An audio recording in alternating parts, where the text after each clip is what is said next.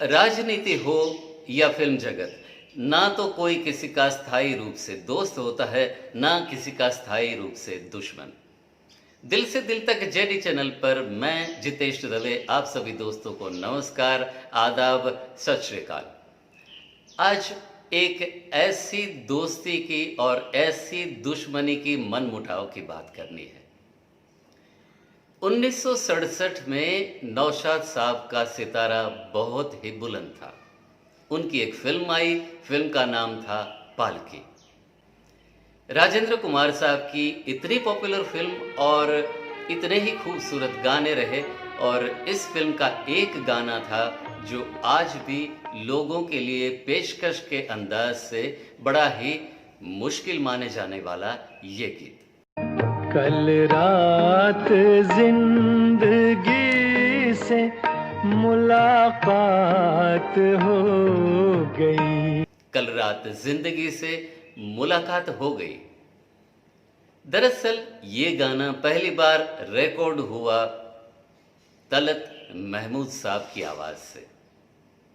जी हाँ, आप सभी ने सुना होगा मोहम्मद रफ़ी साहब की आवाज़ में, लेकिन यह गाना रिकॉर्ड हुआ था तलत महमूद साहब की आवाज़ से। लेकिन फिल्म के अदाकार राजेंद्र कुमार को लगा कि अक्सर मैं अपने प्लेबैक के लिए मुकेश जी और मोहम्मद रफ़ी साहब को लिया करता हूं, और तलत महमूद साहब का गाने का कारकिर्दी का ग्राफ थोड़ा नीचे भी उतरने लगा था। नौशाद साहब को मनाया गया। नौशाद साहब ने मना कर दिया कि नहीं, मैं तलत महमूद साहब की आवाज़ से ही ये गाना रखूँगा।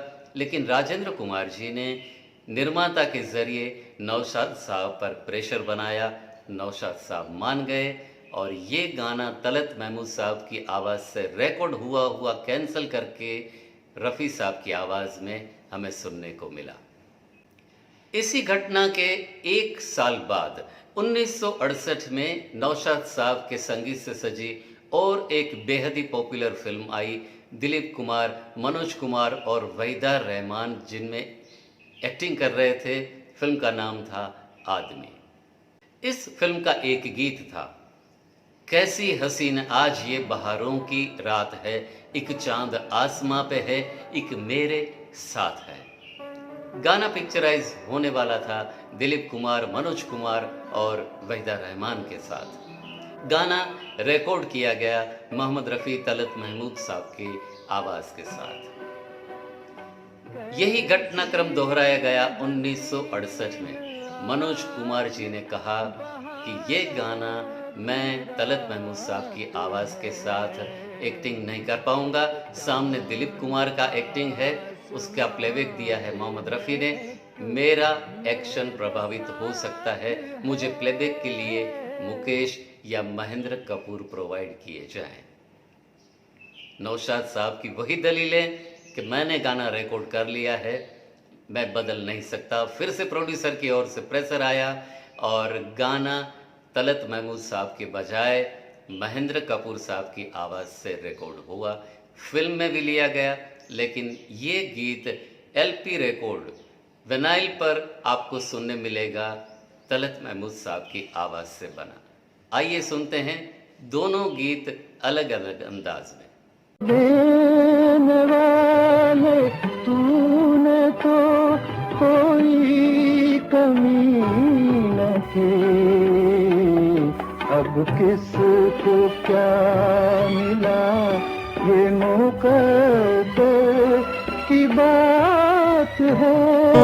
देने वाले तूने तो कोई कमी न की, अब किसको क्या मिला, ये मुकद्दर की बात है। तलत महमूद और नौशाद साहब की दोस्ती के बीच में मनमुटाव शुरू हो गया। तलत महमूद साहब मानने को ही तैयार नहीं थे कि नौशाद साहब जैसा दिग्गज संगीत नवाज मेरी फेवर नहीं करके किसी और की बात को मान ही सकता है। हालांकि नौशाद साहब ने कई बार पब्लिक प्लेटफॉर्म पर यह कहा कि कि इस गीत में तलत साहब की आवाज़ हटाने में उनका बिल्कुल ही योगदान नहीं है, लेकिन तलत साहब नहीं माने।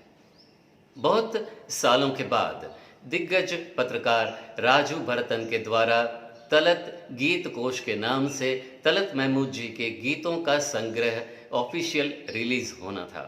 इसी प्लेटफॉर्म पर ये दोनों दिग्गज फनकार नौशाद जी और तलत महमूद साहब मिले, लेकिन रंगमंच के दोनों अलग अलग सिरों पर खड़े थे। किसी दोस्तों ने बोला कि तलत साहब खड़े हैं, किसी ने कहा नौशाद साहब सामने खड़े हैं। दोनों पुराने दोस्त एक दूसरे के करीब आए, एक दूसरे से गले मिले, हंसकर बोले, हाँ ऐसा तो चलता रहता है।